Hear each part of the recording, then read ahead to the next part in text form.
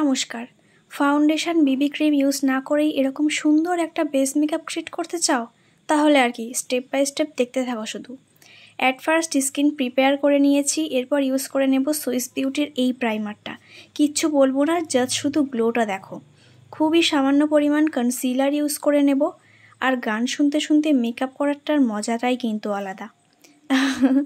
আচ্ছা, যেহেতু ফাউন্ডেশন বা বিবি ক্রিম ইউজ করব না, সেই জন্য কম্প্যাক্ট পাউডারটা একটু বুঝে শুনেই ইউজ করতে হবে। দাঁড়াও দেখাচ্ছি। তার আগে আইব্রোটা সুন্দর করে ড্র করে নেই। ড্র করার পর স্পুলির সাহায্যে সুন্দরভাবে কোম করে নেব। এবার আসি কম্প্যাক্টে। আমি ইউজ করছি কালার এসেন্সের এই কম্প্যাক্টটা। মনে করে নিজেদের শেড অনুযায়ী কিনবে। এরপর normal contour and blush apply করে নেব।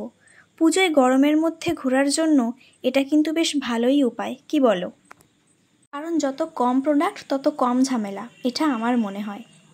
আজ অনেক দিন পর কাজল ইউজ করলাম। আর এই তো আই মেকআপটাও করে চলে এসেছি। এবার ফুল রেডি হয়ে চলে আসলাম। কি বুঝতে পারছো কিছু কি কমতি কমতি লাগছে?